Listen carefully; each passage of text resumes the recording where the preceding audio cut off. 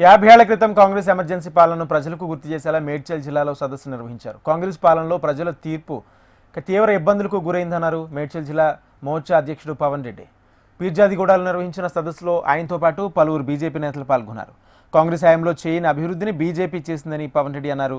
భవిష్యత్తులో ఇండియా ప్రపంచంలో ప్రాముఖ్యంగా ఉండడానికి బీజేపీ విజన్గా ముందుకు వెళుతుందని ఆయన తెలియజేశారు. ఇప్పటి యువతకు కాంగ్రెస్ ఎమర్జెన్సీ గురించి తెలియజేయడమే లక్ష్యంగా ఈ సమావేశం ఏర్పాటు చేశారని పేర్కొన్నారు. ఎమర్జెన్సీకి 50 సంవత్సరాలు కానీ 50 సంవత్సరాలలో కాంగ్రెస్ పార్టీ అప్పుడున్న ప్రధానమంత్రి శ్రీమతి ఇందిరాగాంధీ ఆమె అధికారంలో ఉండాలి, ఈ దేశంలో కాంగ్రెస్ పార్టీ ఏ అరాచకాలు చేసినా అవన్నీ నడవాలి, ఎంత కరప్షన్ చేసినా నడవాలి అనే ఆమె ఒక ఈగోని ముందు పెట్టుకొని అప్పుడు 4 ఇళ్లలో అయిన ఈ దేశంలో కాన్స్టిట్యూషన్ హత్య చేసింది. రైట్ ఫర్ స్పీచ్ ఉందని తీసేసింది. నో వన్ షుడ్ టాక్, ఎవరు కూడా మాట్లాడకూడదు. రైట్ ఫర్ ది లా అంతా నా చేతిలోనే ఉండాలి, ఏ కోర్టుకు కూడా అధికారం లేదు నా అగేన్స్ట్ పోరాటం అనేది అప్పుడు సుప్రీంకోర్టు మరియు హైకోర్టులో ఉన్న పవర్ని అంతా కూడా తీసేయడం. మూడవది రైట్ ఫర్ ది లా అని అంటారు కదా, అన్నీ కూడా ఆమె చేతిలోనే నడవాలా అనే విషయం కూడా అది చేయడం.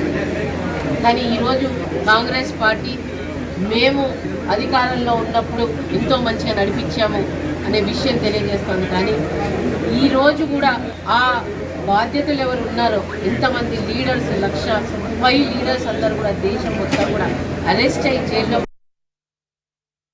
ఇందిరాగాంధీ పరిపాలన 50 సంవత్సరాలు కావస్తూ ఉంది కాబట్టి దానికి ఈరోజు సమావేశం ముఖ్య ఉద్దేశమే అది.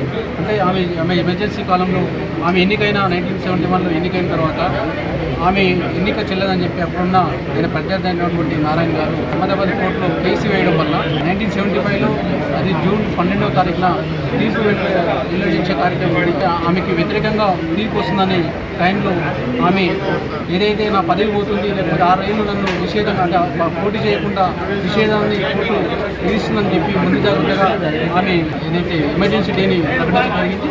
ఎమర్జెన్సీ డే కాలంలో కూడా దాదాపు 21 నెలల కాలంలో ఆమె అంటే ఆమె నిరంకుశ పాలన కూడా రజాకారుల పరిపాలన ఎట్లా సాగిందో ఆ 21 నెలలు కూడా స్వాతంత్రం ఉన్నా లేనట్టుగా ఆమె మేధావులని, లేకపోతే ఉద్యమకారులని, లాయర్లని, పత్రికా వాళ్ళని